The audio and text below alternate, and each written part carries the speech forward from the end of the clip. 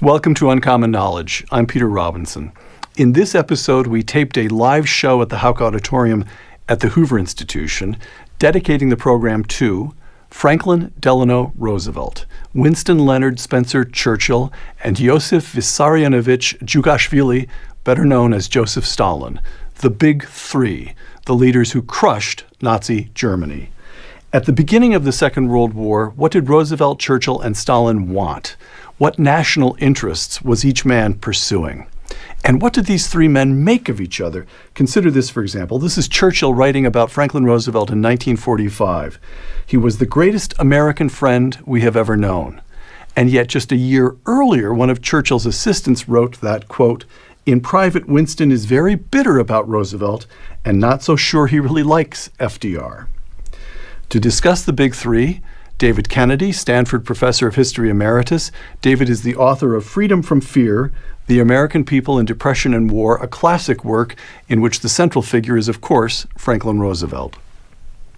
Andrew Roberts, a historian at the Hoover Institution and the author of Churchill, Walking with Destiny, published just last year to unanimously rave reviews. And Stephen Kotkin, a historian at Princeton and again at the Hoover Institution. Stephen is the author of Stalin, Paradoxes of Power, and Stalin, Waiting for Hitler. These are the first two volumes in his projected three-volume work on Joseph Stalin and his times.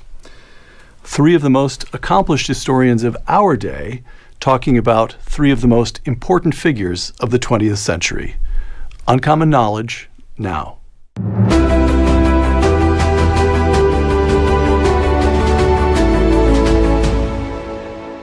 June 21st, 1941, in violation of the Molotov-Ribbentrop Pact, Hitler launches Operation Barbarossa, named after a medieval German emperor, invading the Soviet Union with some 4 million troops. It's in response to this Operation Barbarossa that the Grand Alliance, the alliance among Britain, the United States, and the Soviet Union, led by the Big Three, emerges. Britain immediately signs a mutual aid treaty with the Soviet Union. President Roosevelt and Prime Minister Churchill meet in Canada. They issue a declaration of war aims, the Atlantic Charter, which Stalin, still in Moscow, immediately approves. Although the United States will not enter the war until the Japanese attack Pearl Harbor, and 3 days later Hitler declares war on the United States in December 1941, President Roosevelt joins Prime Minister Churchill and Premier Stalin in an exchange of cables that will continue throughout the war. What did they want? As they responded to Operation Barbarossa, as the Big Three became the Big Three, what did each man want? What national interests did he intend to pursue? Andrew Roberts, writing on Churchill, the British Empire was his creed. Churchill's interest then, Andrew, is to preserve the empire? Well, first of all, of course, it was survival, just national survival. He'd spent 11 months under the threat of invasion from Germany from the time of the retreat from Dunkirk onwards. And so it was just a case of exhalation that Hitler had unleashed this massive invasion, the largest invasion in the history of mankind. 3 million men, 160 divisions or so, across into Russia. And that let him spot that, of course, Hitler was onto a two-front war, and so Britain, at least in the short term, was going to survive as an independent entity. He then, in the longer term, wanted to make sure that the Russians stayed in the war as long as possible and bled Germany dry, and he wanted then to ensure that the Americans, when they did finally come into the war in December 1941, were guided towards a Mediterranean strategy rather than an over-early cross-channel attack. We will come to the Mediterranean strategy in a moment. David Kennedy on Franklin Roosevelt. He may well have reasoned that Operation Barbarossa presented him with the opportunity to clinch the tenuous logic of his short-of-war strategy. We will ask you again, David, in a moment when the United States is at war, what FDR's aims are. But at the moment, Operation Barbarossa, the United States is not at war. What does FDR want? Well, I think I can summarize it most easily with reference to a familiar but often misunderstood phrase that Roosevelt would have understood deeply from the pen of Woodrow Wilson in his war address on April 6, April 2nd, 1917, when he said, "We seek to make the world safe for democracy." Notably, he did not say, "We seek to make the world democratic," but to create an international environment where those societies that had already organically established democratic practices and institutions could survive without becoming heavily militarized and disciplined in the way that a militarized society had to be. So I think at the highest level of principle, that was Roosevelt's aim. All right. Stephen, I want to know Stalin's war aims in a moment. But first, briefly if you could, how is it that Stalin is taken napping when Hitler double-crosses him and invades with almost 4 million men? So Stalin was prepared for the war. The Soviet Union actually had the largest military in the world. It had the largest tank park. It had the largest airplane park. It had gigantic forces already, not including those that it could still call up. Hitler, of course, had arrayed this huge force along the frontier. With Stalin, they had a new frontier because of that Hitler-Stalin pact. But Stalin was led to believe by German disinformation that Hitler would not actually attack. He was only massing the troops in order to blackmail Stalin. He wanted to gain from Stalin Ukraine and other territories, concessions, without actually having to fight. So Stalin was sitting in his office, waiting for an ultimatum, expecting that he would be able to drag out the negotiations, expecting that if he could drag out the negotiations past a certain date, he could be safe for another year while he was continuing his military buildup. Instead of the ultimatum, which was a ruse, planted, as I said, by German disinformation, which fooled most of the intelligence services of the world. Instead of that, he was attacked. During the moment of the attack, Stalin was still waiting for the ultimatum, which is one of the reasons he didn't give an order to fight back immediately. All right. Stalin, what are Stalin's war aims when he recognizes what's happening? What are his war aims? Well, yes, like it was for the UK, the Soviet Union's main war aim is survival. Survival. No one had seen an invasion force like this before. Thousands, more than 3,000 modern tanks, motorized infantry right behind the tanks, a huge attacking air force, combined operations on the ground and in the air. This was breathtaking what the Nazis invaded with. And from June 22nd, 1941 until December 1941, it was not clear that the Soviet Union was going to survive.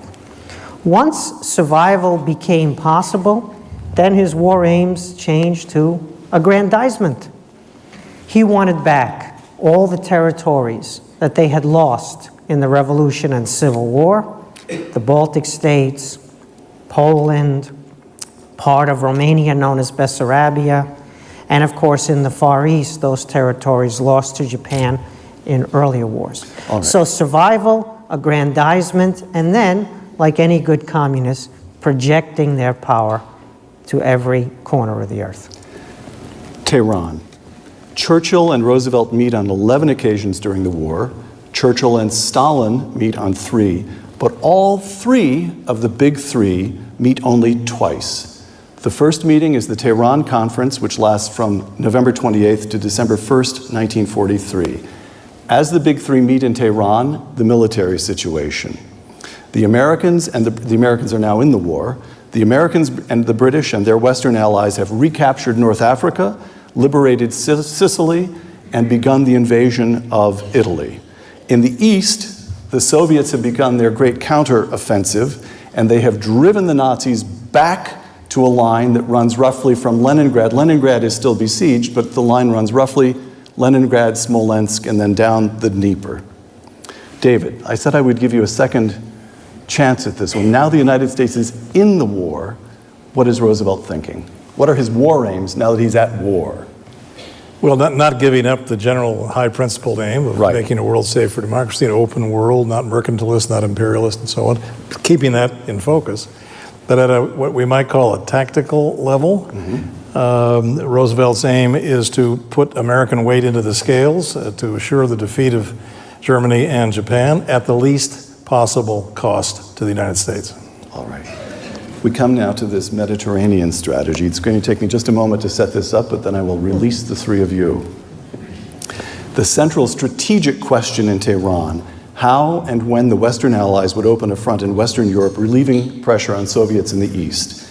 Led by General George Marshall, the American military planners insist on devoting all resources to an invasion across the English Channel. Churchill had other ideas. For months, he pressed the Americans for an operation in the Eastern Mediterranean, perhaps pushing up through Italy, perhaps landing near Trieste to advance through the Balkans to Vienna, perhaps advancing instead to Turkey. Andrew Roberts will now defend these mad schemes.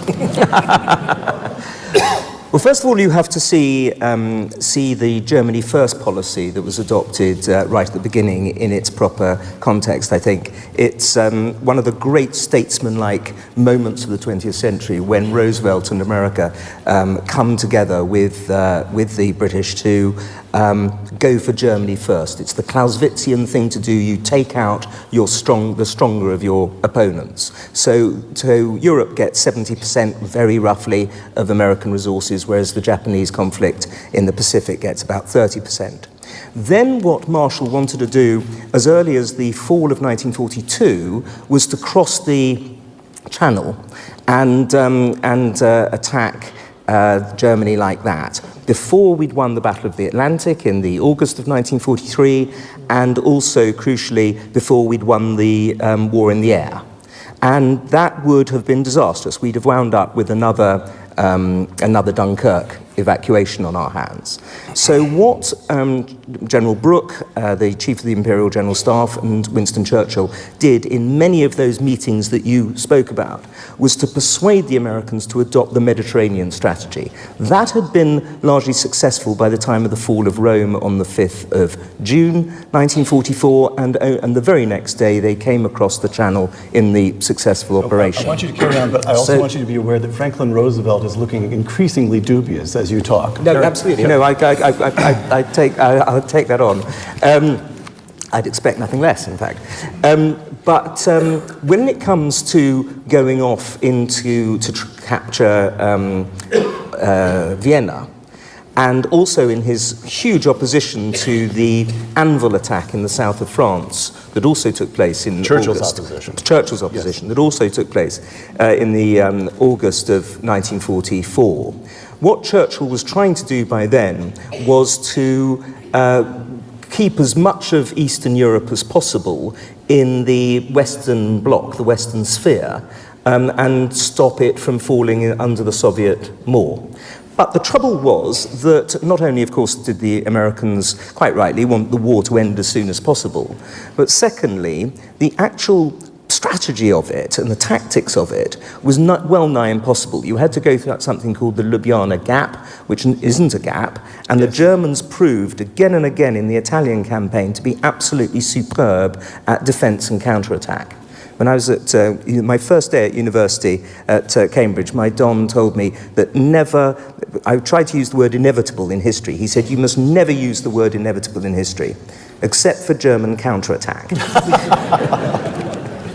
But you know, in Churchill's memoir, I think it's volume 4, you're going to know the citation better than I, he tells us his state of mind at the moment he heard about the Pearl Harbor attack. And he says something like, so the United States was in the war, into the neck and into the death. England was saved. I went to bed and I slept the sleep of the saved and the thankful. Now well done, it's virtually word for word. Well done. But it's a misleading statement, because what he in fact did was not exactly go to bed and sleep the sleep of the saved and the thankful. He came to Washington, D.C., to make sure that the Americans were not going to reverse the Germany first strategy and go hounding off in a war of revenge against the Japanese in the Pacific and abandon the Europe first or Germany first strategy. Now, he quickly finds out when he arrives that that's not going to happen. Gentlemen, I return you to Tehran, where Franklin Roosevelt does something, to me, astonishing. We've got this debate raging between Churchill and the British General Staff and the American military planners. Roosevelt remains at one remove from it. But now at Tehran, he turns to Joseph Stalin and says, "What do you think?" He lets Joseph Stalin, in effect, cast the deciding vote. FDR, what were you up to? What is Roosevelt doing there? Well, there were intelligence. Well, let's back up a step, because Roosevelt had promised the Russians a second front in 1942, that the West would mount a second front before the end of 42. Quite irresponsibly. Yes, no, it was a stupid thing to say, because it was impossible to execute and fulfill that promise. We had no force in being of a size that would have made any consequential effect whatsoever. But Stalin is continuously and repeatedly begging for the West to open a front on the western side of Europe that would draw off at least 40 German divisions from the Eastern Front, which was a charnel house. So Roosevelt goes to Tehran expecting to have to mollify Stalin yet again about the fact that there is no second front yet open as of late 1943. And just before he arrives in Tehran, there is an intelligence report that originates with John Dean, the military attaché at the Moscow embassy, who reports that maybe the Russians are no longer interested in a Western second front, because they now have the upper hand on the Eastern Front, and if the West just delays the second front long enough, the Red Army can advance deeply into Western Europe. So Roosevelt is afraid at Tehran that maybe the Russians have lost interest in the Western Allies, and Stalin will align himself with Churchill and encourage more what the American military planners call periphery pecking, that is, attacking in the Mediterranean basin in North Africa and so on, but places that had really no strategic consequence when it came to the final defeat of Nazi Germany. And Joseph Stalin, what do you make of this dispute between these two? American intelligence wasn't always correct in its appraisals of Soviet motivations or even of Soviet capabilities. So the reason Roosevelt promised Stalin the second front was because he wouldn't promise him to accept the pre-June 1941 Soviet borders, which involved Soviet annexation of countries that had been independent prior to the war. And so in lieu of accepting Stalin's territorial aggrandizement, Roosevelt felt he had to promise something, and the second front, which some of Roosevelt's military advisors supported. Stalin had won the Battle of Stalingrad in the winter 1942-43. So when people showed up at Tehran, November, first day of December 1943, the momentum of the German offensive was over.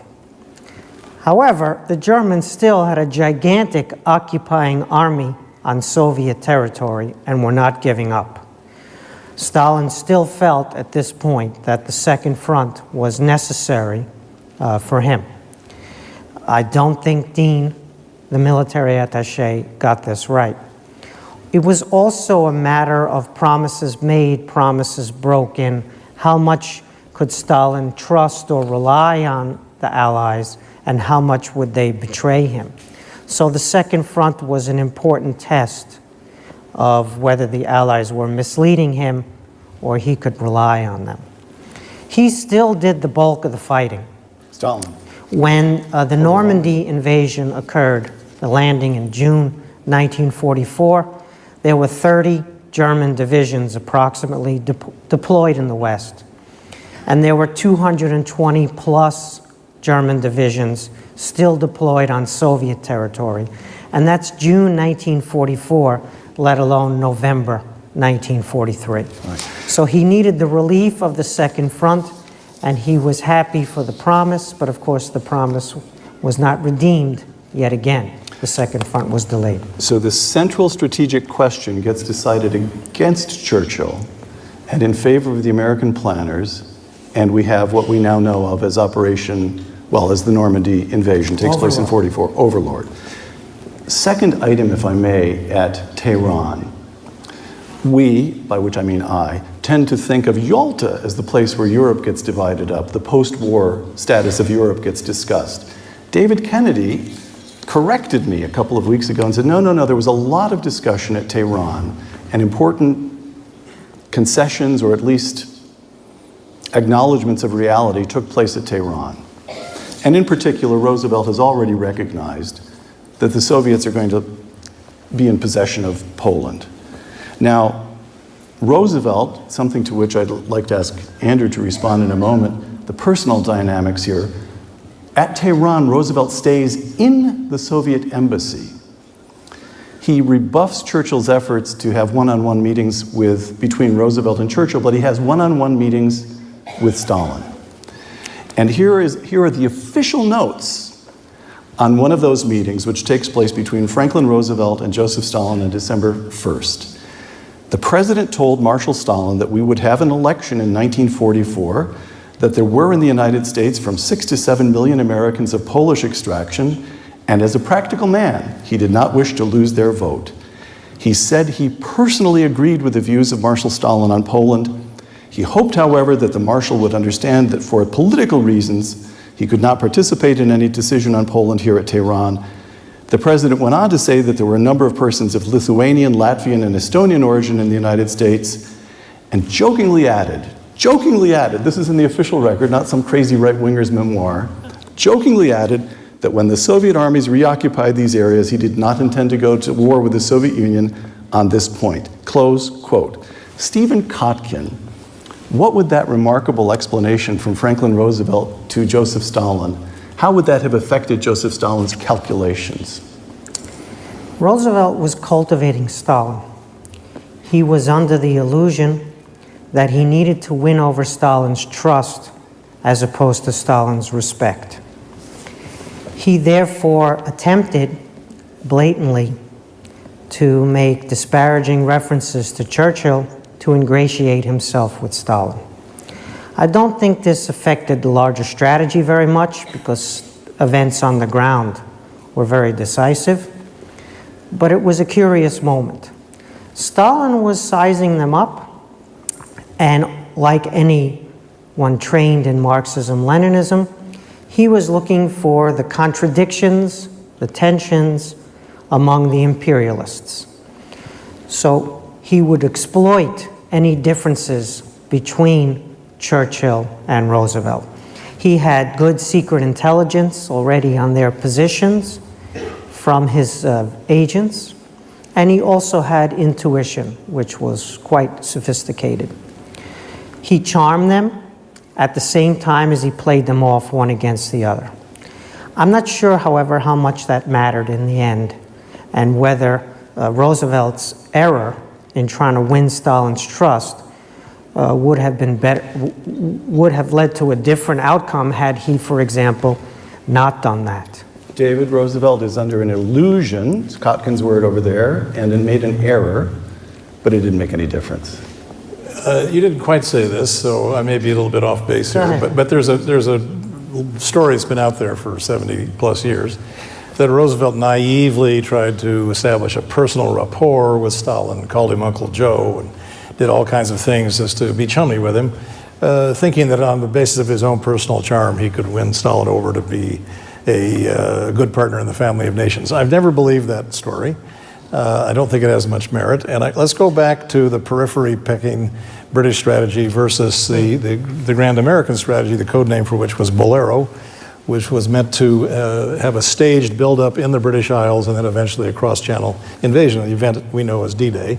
But D-Day happens in June of 1944. It was originally scheduled for July 1 of 1943, and it was, among the reasons it was delayed was because of the periphery pecking in the Mediterranean. So when Dwight Eisenhower heard about the decision to invade North Africa in 1942, he said in his diary, "This is the blackest day in the history of our nation, because we're making a huge strategic mistake to put resources into this theater, which really doesn't have any material consequence for the outcome of the All war. to mollify Winston Churchill. Yes, and then the next thing Eisenhower said in that diary entry, he said, we must never lose sight of the fact that the great prize we seek is to keep 8 million Russians in the war. So he knew where the real military weight of opposition to the Germans was. So it wasn't with the British, it was with the Russians. Can I answer this now? Hold on one second. Restrain yourself for another 20 seconds. We may have to go outside and settle this. We have this argument, which is an argument. 4 out of 5 Germans who are killed in the war are killed by the Soviets. The Soviets pay a price of 20 million dead, not wounded, but 20 million dead during the war, 25 million killed during the war. And so the argument would be, if Roosevelt is trying to play Stalin, he actually played him pretty well. He caused the Soviets to, all right. So there's that argument, but on the other hand, here he is cozying up to Joseph Stalin and saying, you understand, of course, that I have political constraints, but would you help me out here? Just throwing Poland under the bus at Tehran. It happened, at least according to the official notes. Poland was under the bus. Yes, Poland's already under the bus. Way longer than Tehran. Now to Churchill. Yeah. All right.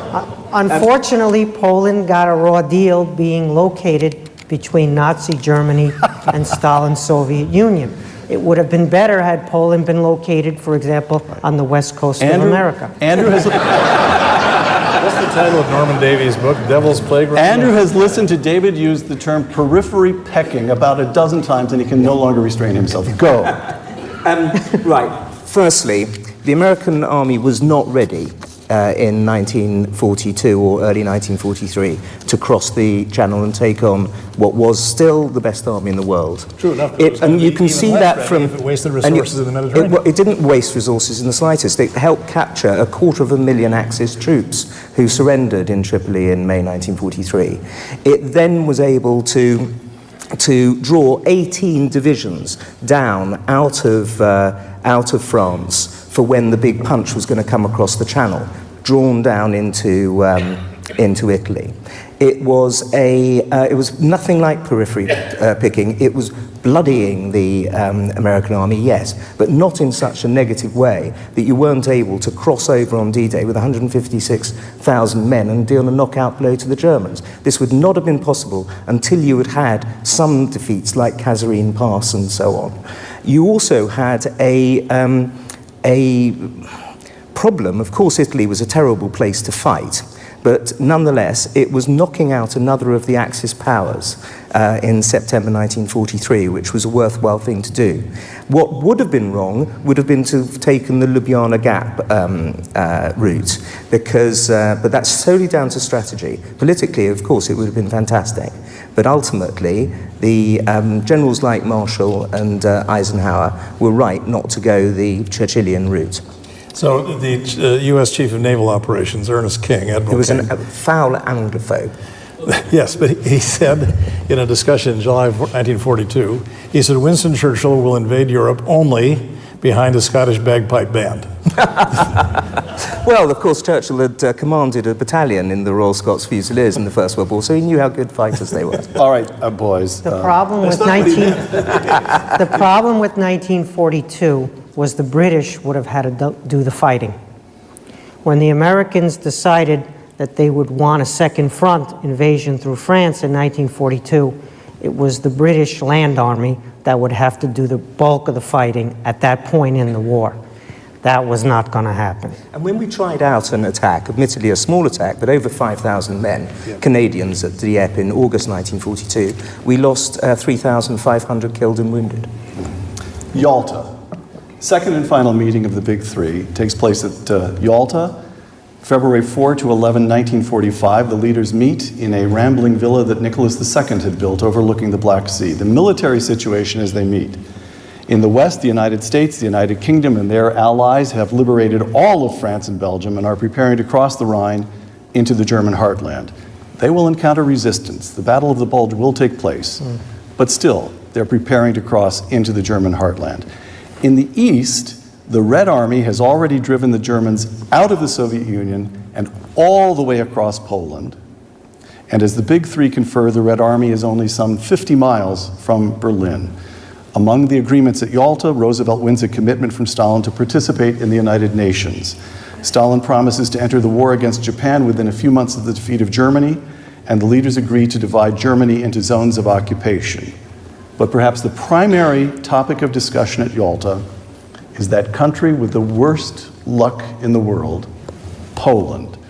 Historian Christopher Andrew, quote, having already conceded Soviet dominance of Poland at Tehran, Roosevelt and Churchill make a belated attempt to secure the restoration of Polish democracy and a guarantee of free elections. Andrew Roberts described Churchill's efforts. Well, they were naive. You had over of course. Your job here is to stick up for your man. No, they were naive in the best possible way. That's all right then. As Stephen has pointed out, you have over 1 million Red Army soldiers in Poland at the time. The best that Churchill and indeed FDR could possibly do is hope for the best. The other things that you mentioned that they wanted, like the United Nations Organization and the declaration of war against Japan from Russia 3 months later, were both of them considered very important. And so what the best they could do was to keep their fingers crossed and hope for the best. And when Stalin made his promises about the integrity and independence of Poland, which he did again and again at Yalta, they just had to, in this case, naively believe him. And of course, he was lying through his teeth. Naive? So David, I'll keep pushing on this, David, because I want to go back to what Stephen said about facts on the ground. It's not only a Marxist phrase, it's a matter of realism. And to repeat again, Poland was already well under the bus. In fact, I'd say behind the rear wheels of the bus by the time all these events were falling out. Okay. So there really is little, practically speaking, that the Western allies, the Brits and the Americans, could have done by the point of time at Yalta. And these agreements are paper agreements, verbal agreements, oral agreements not worth the paper they're not written on. And Admiral Leahy, Roosevelt's chief of staff, said as they were leaving Yalta, he said, Mr. President, with the things we've just agreed to here, these agreements are so elastic, they can be stretched all the way, the Russians can stretch them all the way from Yalta to Washington, D.C. without breaking the agreement. And Roosevelt said, I know, Bill, I know, but it's the best I can do for Poland at this time. All right. So what happens is that they press Stalin, and Stalin agrees to reorganize the Lublin government. He's established a communist government, and over the following weeks after Yalta, he does indeed expand the membership, but retains communist control of Poland. So they get essentially nothing from Churchill and Roosevelt, get essentially nothing. The other aspect of the Yalta agreement, there's a long communique issued that talks about the UN and Poland and so forth, but in the middle of this communique is something called the Declaration on Liberated Europe. And let me give you a couple of excerpts. The establishment of order in Europe and the rebuilding of national economic life must be achieved by processes which will enable the liberated peoples to create democratic institutions of their own choice, including the restoration of sovereign rights and self-government, close quote. And that statement was signed by all three men. In fact, in the Liviati Palace, I'm mispronouncing it, but in the palace today, there is a Russian translation with the three signatures. They signed it. Stephen Kotkin, historian Ann Applebaum, the Soviets, quote, thought from the beginning that it was only a matter of time before they and their ideas were popular. So one of the reasons they held elections, and there were some free elections in the region, this is after the war, particularly in Hungary and East Germany and also in Czechoslovakia very early, is because they thought they would win the elections, close quote. Is it conceivable that Joseph Stalin signed the Declaration on Liberated Europe in good faith? That he really thought he would hold elections that would be recognizably democratic? I got to back up just a second here before I can answer. Every time I ask a question, I lose about 2 years. We're historians. The focus on Yalta is understandable, but Hitler invaded the Soviet Union. In order for Nazi Germany to be defeated, unconditional surrender, which were the terms on offer, And the fact that the Nazi regime and the Wehrmacht did not give up meant that somebody had to get all the way to Central Europe because of Hitler's invasion. So Stalin didn't do that, but he was able to take advantage of it. You know, Chamberlain in 1938, when his critics were saying, stop appeasing Hitler, do the deal with Stalin, form an alliance, and go to war and defeat Hitler. Instead, as we know, Chamberlain appeased Hitler, came back from Munich having given part of Czechoslovakia with no compensation, a country he didn't own, to Hitler. But Chamberlain wrote to one of his sisters, and he said, you know, if I do a deal with Stalin and form a military alliance, and we go to war and we defeat Hitler, how do I get the communists out of Central Europe? So Chamberlain was not a very effective leader, and he made many mistakes, but this was the question. And so if you were going to go to war against Hitler, you were going to end up with Stalin in a large part of Europe. So this is 1938 as opposed to February 1945. Now let's fast forward to 1945 to answer your question. There was a debate in both the American and the British delegation of how to characterize the Soviet regime and how to characterize Stalin personally. Many people thought that it wasn't communist anymore. It was more nationalist than communist. It had evolved. This was the argument that Ribbentrop had made to Hitler in 1939 to get Hitler to sign the Hitler-Stalin Pact. Every time there was some nationalist outburst in the Soviet Union, Ribbentrop would run to Hitler and say, see, they're not really Judeo-Bolsheviks anymore. They're actually nationalists. Hitler didn't buy it, but many people in the Nazi regime did buy it, and many people inside the American and British delegations at Yalta wondered about this question too. Because if he was a nationalist, if he was just another czar, like the czars in the past, maybe we could do deals with him, and maybe the post-war could be managed. Remember, Stalin charmed them. He's very charming when he wants to be.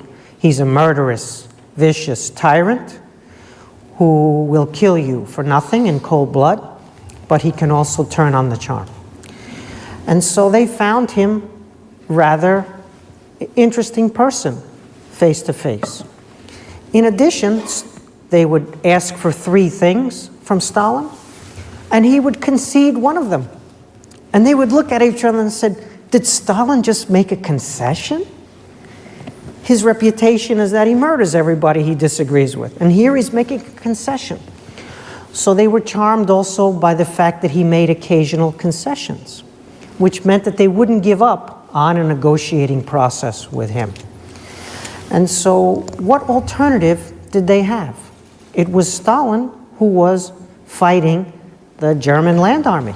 And it was Stalin that they were hoping would be a nationalist more than a communist, would make some further concessions, and would potentially abide by the deal. So yes, it looked like Stalin made these promises in good faith. Let's remember Stalin's motivation. His country is wrecked because the war took place on his territory. He had territorial ambitions that still needed to be legalized in the international order, like reacquiring the Baltic states and territories in the Far East, like southern Sakhalin and the Kuril Islands. He wanted reconstruction aid. Lend-Lease was still ongoing at this point. And how long would that continue? Would it continue into the post-war, for example? He had tremendous ambitions that required some type of working relationship with the Americans, especially, and with the British. And the Americans and the British understood this. So they felt they had some leverage. So, Andrew, go ahead. I think it's also worth pointing out that the 2 things that, as you so rightly say, he gave to FDR, namely the declaration of war against Japan 3 months after the defeat of Germany and the building of the United Nations organization, were actually going to work in his favor as well. In Stalin's favor. He would wind up being on the winning side against Japan. As it was, of course, he only needed to do it a few days because of the nuclear bomb, but nonetheless, he did undertake what he promised to. And also, of course, especially if the United Nations organization was going to leave Moscow with a veto in the Security Council, that was going to work in Russia's favor as well. I want to go back to something that Stephen mentioned about unconditional surrender in the context of your question about acting in good faith. So let's remember when the unconditional surrender formula was promulgated or announced. It was at the Casablanca conference in January of 1943. The date is important because the decision is just... Casablanca, Roosevelt and Churchill are there. But it was mainly Roosevelt and Churchill went along with it. Yes, Roosevelt, as I understand it, you can correct me if I'm wrong, Churchill was caught a bit flat-footed by this. Yeah. That Roosevelt announced it more or less unilaterally, and Churchill, of course, exceeded. Yeah. But the timing is important. January of 1943, there's still no second front. Roosevelt has not delivered, Churchill hasn't delivered on the second front, and they're about to announce that there will not be a second front in all of 1943 because they're going to redeploy the North African force to invade Italy, which is, again, not a strategically important venue as far as Stalin is concerned.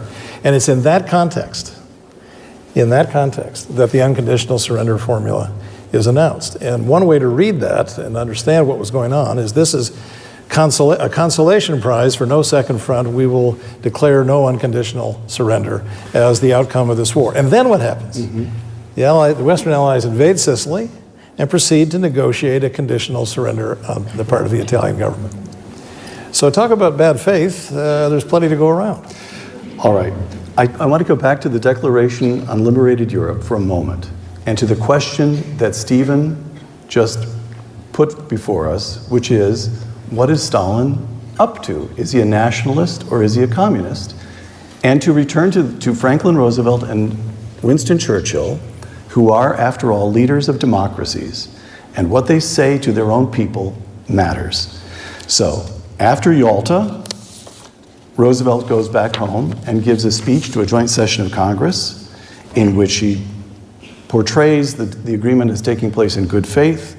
I'm convinced that the agreement on Poland, under the circumstances, he does give himself a little clause there of wiggle room, is the most hopeful agreement possible for a free, independent, and prosperous Polish state.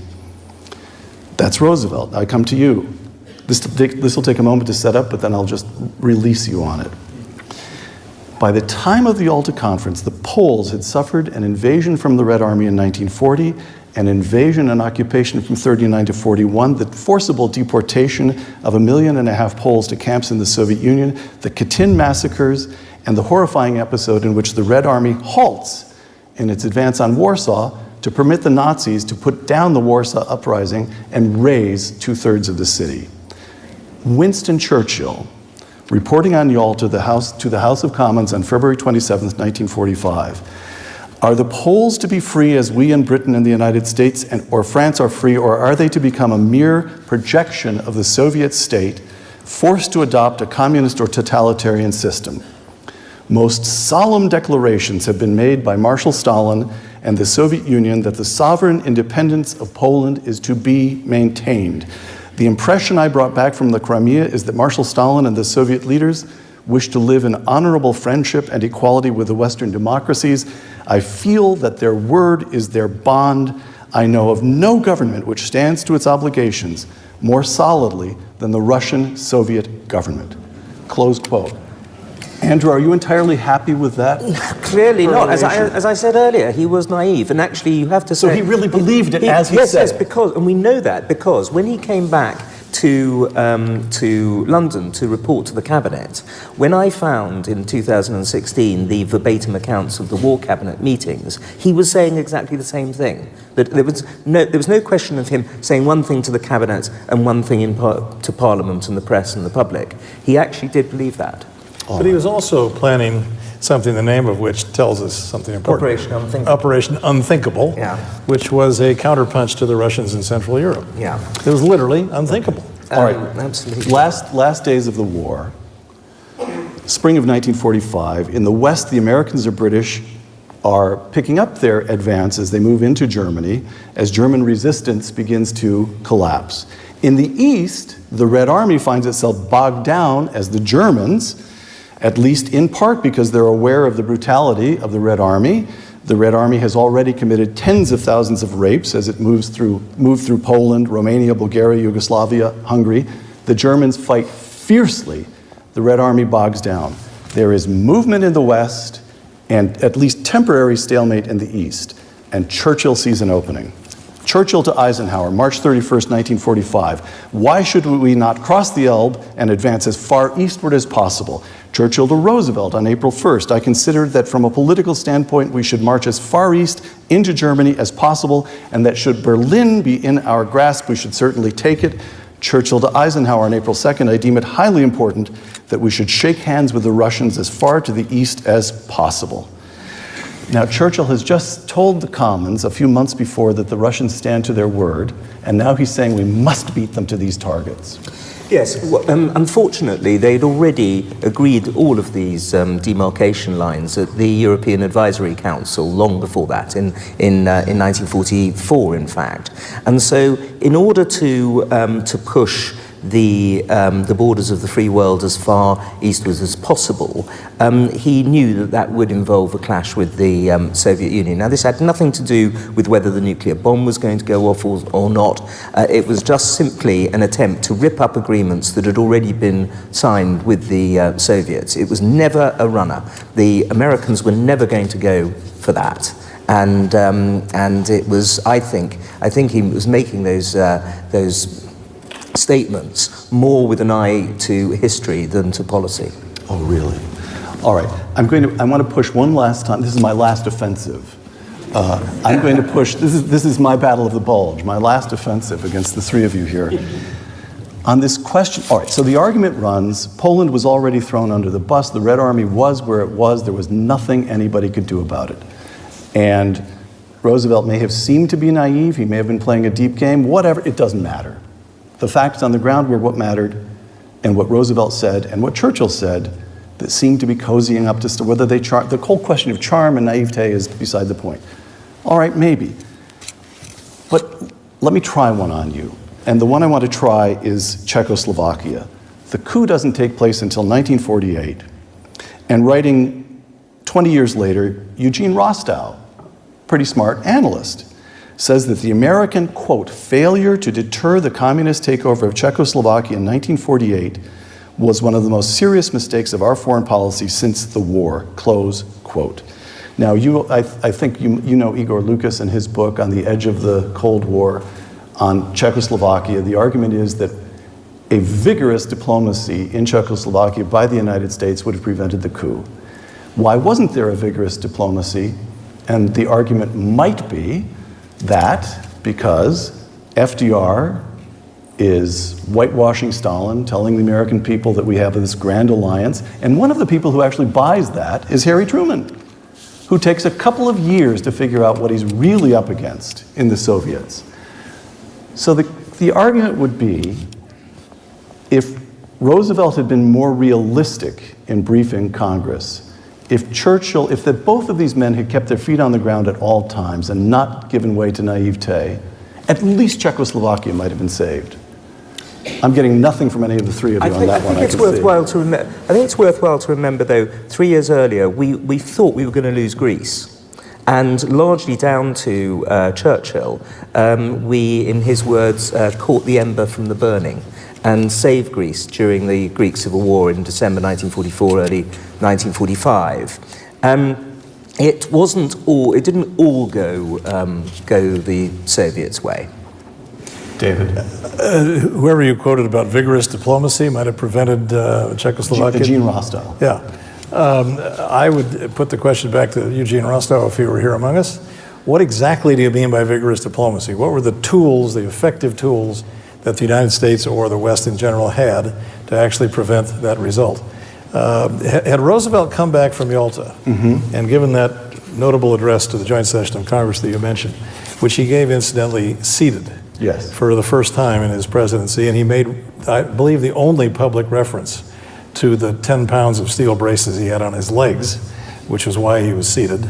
only public reference to his polio that I know of. Had he said on that occasion, my fellow Americans, members of Congress, I'm here to tell you that the strategy we have followed throughout this war, which is now coming to a successful conclusion, has put us in a position where we now have a second adversary we're going to take on. It's called the Soviet Union. They've been our allies. They've helped us up till now. But we're going to keep our troops in Europe, and we're going to march another several hundred miles to the eastward.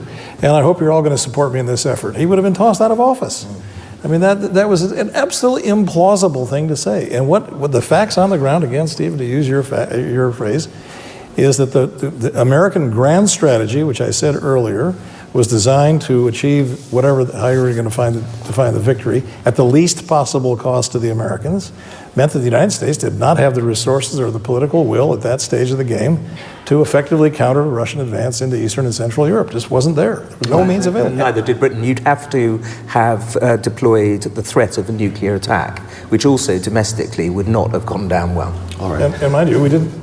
The first nuclear test isn't until July of 1945. That's 5 months No, I'm after. talking about in 1948. Okay. Well, another Yeah, but implausible scenario. Let's once again be realistic about these things. So, Stalin says elections, and Roosevelt and Churchill say elections. They don't have the same definition of elections. If Stalin has elections and he doesn't win, he cancels them, or he redoes them, or he changes the results that are reported. A sovereign country. Well, Stalin has the idea of a sovereign country that it obeys a diktat from the Soviet Union. Roosevelt and Churchill have a different view of what a sovereign country means. So Stalin signs these agreements, which Roosevelt and Churchill come home and oversell because they're politicians in a democracy where we have real elections. And then Stalin signs these agreements because he can interpret these terms as he sees fit, because he's the one who's got the troops on the ground. And by the way, when he stands for re-election, the outcome is predetermined. So it's not Czechoslovakia. It's not Poland.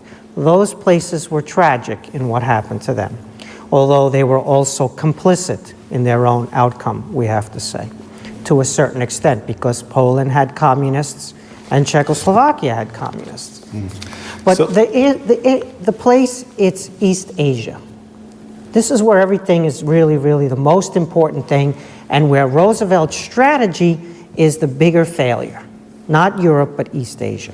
And we're living with that today, and that's why this is so relevant to us right now. Stalin makes a lot of concessions. He leaves northern Iran. He could have held northern Iran. He doesn't support the communists in Greece. He could have supported the communists in Greece, and I think they might have won had he supported them. Truman sends him a telegram and says, don't go below the 38th parallel in Korea. And there's no American troops on the Korean peninsula, and Stalin stops at the line that Truman asked him. Stalin is prepared to invade Japan, Hokkaido, the main islands, and maybe get down to Honshu, that is north of Tokyo.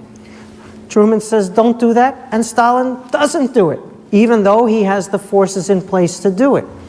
So when they're in with Stalin on these various issues, it's not one-sided, where Stalin is taking absolutely everything.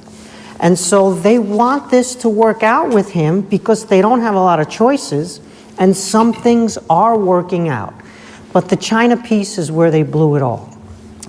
Roosevelt decided on his own that China was a great power and would be one of the great powers following World War II. He called them famously the Four Policemen in 1942 when he had a one-on-one with Molotov, who was the Soviet foreign minister. It would be the UK, the US, the Soviet Union, and China. And he wanted to elevate China. The UK, Churchill wanted to elevate France, so we ended up with 5 members with vetoes on the Security Council in a bargain. But China was inserted into that because of Roosevelt. Now, in China, Chiang Kai-shek, the nationalist, the Kuomintang, had a government which controlled something like 60 to 80% of the territory, depending on how you measure control at the end of the war. And then there was a communist insurgency in the interior. The deal was Stalin destroys the Chinese communist insurgency, in exchange for the stuff he wants in East Asia. We wouldn't send the troops to China and garrison China with 100 or 200 or 300,000 troops because American domestic politics wouldn't do this. So how about if Stalin killed the communists? Remember, he killed more German communists than Hitler did. So Stalin knew how to kill communists. If we had asked Stalin to take down the communist insurgency in China and therefore to support Chiang Kai-shek, then we might have been able not to suffer the, quote, loss of China in October 1949. And remember now, that's going to affect that UN veto seat eventually when we get to the Nixon-Carter years, right? And so we've set things up with Roosevelt elevating China to this position, but not following through on getting Stalin to do the dirty work that we could have bargained for, given the pieces that were on offer to Stalin that he desperately wanted, which was reclamation of southern Sakhalin, reclamation of the Kuril Islands, leases or control over ports in northern China, reclamation of the railroads there. He was asking for the moon, and we didn't get much in return in terms of the political equation because we asked for the military stuff from him. So that was the blunder, and that blunder is on Roosevelt as well as Truman. Can I add a word to that? Yes, yes, I think I have to. Just to dwell on East Asia for a moment longer, one of the four big agenda items at Yalta, of course, was the terms and timing of the Soviet entry into the war against Japan. Japan and the Soviet Union were not at war until the very end of the day in the summer of 1945. And on the American side, it was thought that the weight and the impact of a Soviet declaration of war against Japan would make it conclusively clear that Japan was wholly isolated and now had yet another adversary, a historic adversary that was mobilizing in East Asia against it.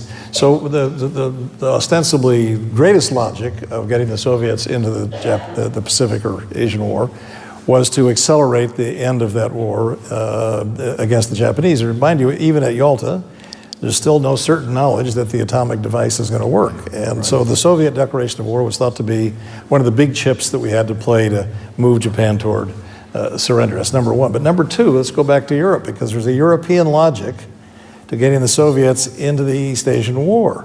And this goes to what tools were available to slow down the Soviet penetration of Eastern and Central Europe, was to hold them to the commitment to deploy substantial resources in Asia, which were then not available in Europe.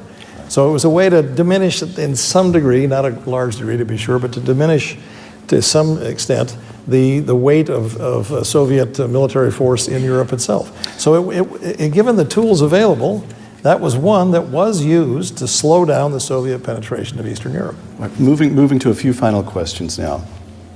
Who won? This is the last question that'll cause me to huff and puff just to set it up. Who won? A couple ways of looking at it. Churchill wanted to defend the British Empire. The British Empire begins to unravel almost immediately. A British withdrawal from the Eastern Mediterranean in 47, India achieves its independence in 48. So on that argument, Churchill failed.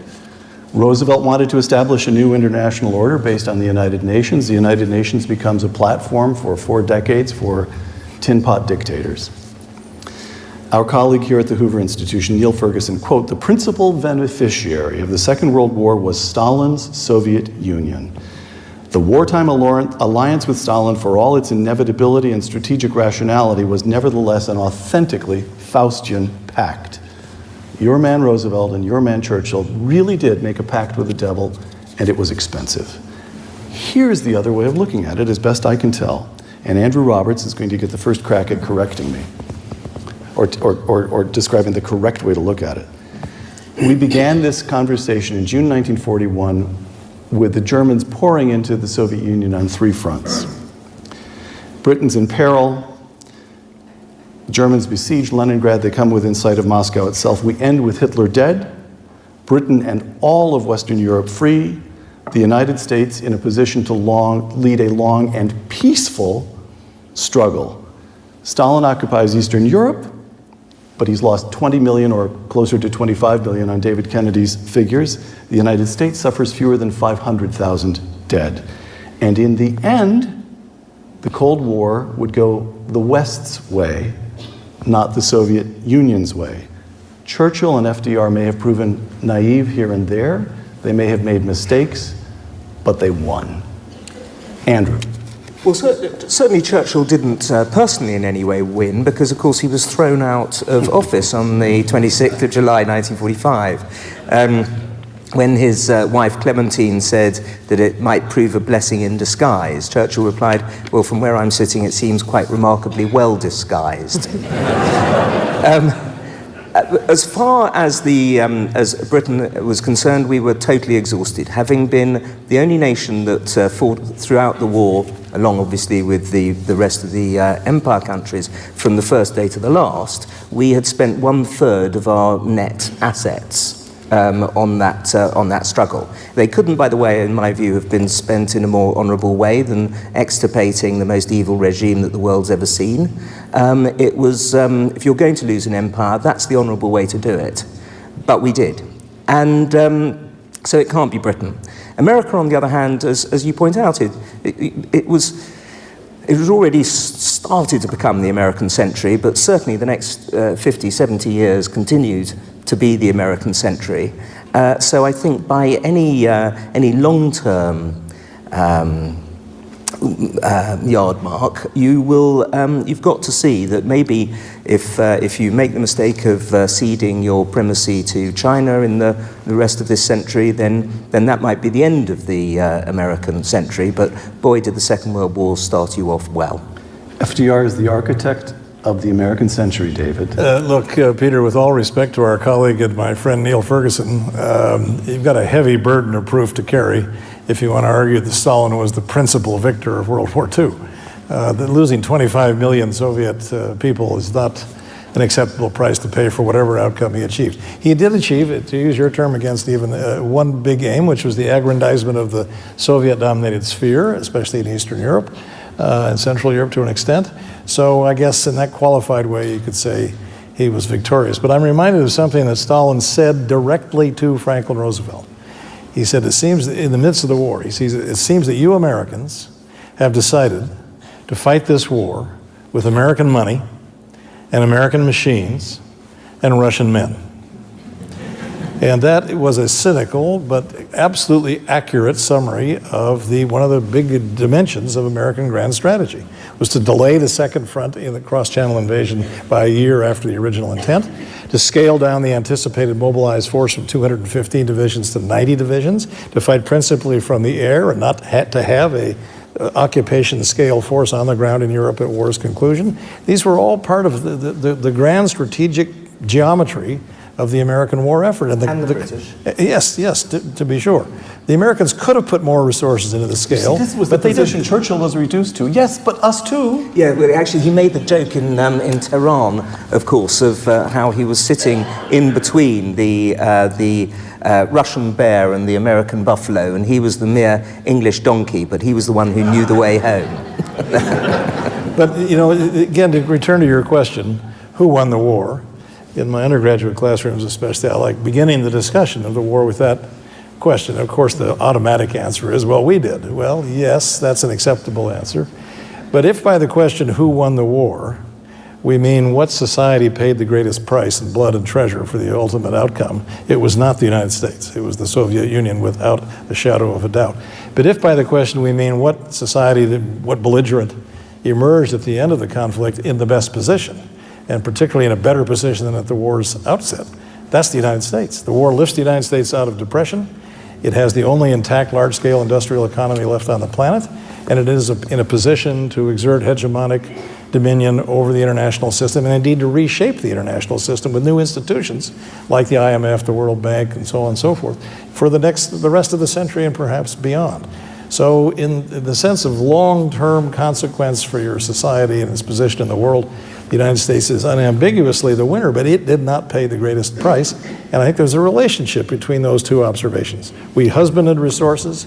We kept 115 divisions of manpower at home that was originally intended to be mobilized, and we ginned up the production lines, and we were humming in 1945. Stephen, Stalin dominates the negotiations at Tehran and still more at Yalta. But you know what?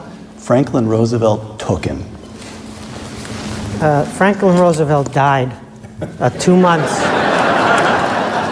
2 months after Yalta. God bless him. So we have to understand how the Soviet Union won the war on the ground in Europe. Not by itself, but predominantly. And it did that because Stalin didn't care about the lives. It's 27 million that he lost. Some estimates are 33, but I hold to 27. He didn't care. So if he sent 1 million of his enslaved collective farmers into battle, and they were encircled and killed, he would send another 1 million of his enslaved collective farmers into battle, or dip into his gulag labor camps for a couple of 100,000 in order to send them to the front. So that's how totalitarian regimes can fight. Democracies can't fight like that. They can't just say, oh, you know what? Let's send a few 100,000 of our boys to their death in order to take Prague before Stalin takes Prague. Democracies don't fight that way for a reason, because we're better. And the Soviet Union fought that way, and we had to live with the consequences. The two long-term winners of the war are the Anglo-Americans on one side and China on the other. China is a belligerent. The war starts there first, not in Europe. And China emerges on the winning side.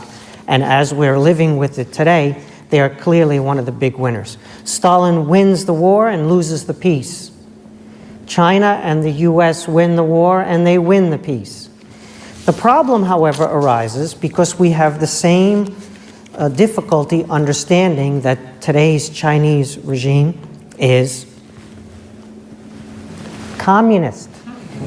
They're communists. They're not nationalists. They're not charming. They're not going to be our friends, and we're not going to win their trust.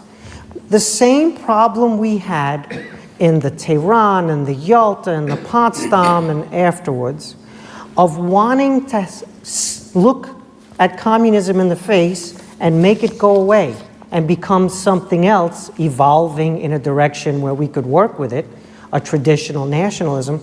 We just lived through 20 years of this with the regime in Beijing. And now we've woken up and we've discovered, you know, maybe this whole time that's been a communist regime. And maybe their values are different from our values. And maybe they treat their people differently from how we treat our people. So they won the war too, but it's not clear that they're going to win the long-term peace. That's within our power to effect. Two last questions, both brief. 70 years later, going on 80 years later, here we sit in the middle of a major university. The students here, the students who just graduated this past June, had no memory of the Second World War. They had no memory of the Cold War. Why does it matter? What can you say to a 22-year-old who has all of tech before them? How can you make them understand why this matters? Stephen, briefly. Well, you want to work for Stalin, or you want to go to work for the evil empire, Google? Those are your choices, right? David, would you redeem this question, please? Well, I think there are enduring lessons of this whole sorry episode. One is, just to say the obvious, it is the most formative, cataclysmic, colossal event of the 20th century. And it left a legacy for states and peoples that comes right down to the present day, as Stephen has just very elegantly pointed out. Present day China, in a sense, is, we can trace the genealogical line from the outcome of the war to China's position in the world today. But there's another larger set of lessons in here, I think, about what happens when an international system that is supposed to keep the peace amongst nations breaks down, and how god-awful cataclysmic the consequences of that can be, in particular when a potential player with the weight and influence and moral values to try to maintain at least a semblance of international peace withdraws from the system. In many ways, that was the lesson of the interwar period, when the United States was essentially absent from the international system, And though the causes of World War II are highly complicated, to be sure, America's being MIA, you might say, was certainly one of them. For example, it cited a document that historians of this period know well, the so-called Hossbach Memorandum, where Hitler in 1937, I believe it was, outlined the geostrategic future to his senior political and military leaders. And he goes through country by country predicting what will happen when he takes this initiative, what the response will be, and then how he'll counter, and so on and so forth. He goes through this long recital, and it's a work of dark genius trying to predict the future, but he never mentions the United States. The United States doesn't even figure in his thinking about what the geopolitical future might be. It was an important lesson for this society to learn that if we want to live in a world that is beset by those kinds of monsters and tyrants, if we don't want to live in such a world, we need to be engaged. Andrew, why does it matter? Well, you're quite right about students not knowing about it. There was a very large survey of British teenagers a few years back, 20% of whom thought that Winston Churchill was a fictional character. Even though 47% of them thought that Sherlock Holmes was a real person, and 53% of them thought that Eleanor Rigby was a real person. So we do have a problem here. I'd like to, you'll be reminded about what Stephen said about how Stalin didn't take much notice of elections. It reminded me slightly of the attitude that Brussels has taken to a certain British referendum, in which they took no notice of the votes of the majority. But underlying really the importance of the Second World War are several lessons. The 15 million people who died in China in the course of this war, which is half of what Russia lost, but far, far more than the 9 million that Germany lost, for example, it has a psychological effect on them, not least in their hatred of Japan, and that's something that, of course, is a day-to-day thing. I think what you said about American isolationism and the dangers of it is obviously very, very true. And perhaps also we've got something to continue to learn about the setups from Bretton Woods to the United Nations. You know, many of those are still, they're tottering, but they're still with us. But really, the underlying point, I think, is that Western democracies, and this is something you learn from the 30s as well as the 40s, obviously, Western democracies, your country, my country, the rest of Western civilization, as it were, must recognize that they cannot stop being strong and they cannot stop spending money on defense, because the world out there is a profoundly unpleasant place, and what is National Socialism in Nazi Germany and essentially national communism in China, and God knows what you'd call it in Russia, they genuinely are out to get you. Last question. Claire Booth Luce used to say that history would accord even the greatest figure only one sentence. Abraham Lincoln freed the slaves. Gentlemen, one sentence. This will test your powers of concision. David Kennedy, Franklin Roosevelt, what one sentence will history accord him? Should history accord him? He positioned the United States to transform and lead the international system for the better part of a century after his death. Well done. Stephen, one sentence for Joseph Stalin. He created a superpower with feet of clay and lack of morals. Andrew, Churchill. Never gave in. Beautiful.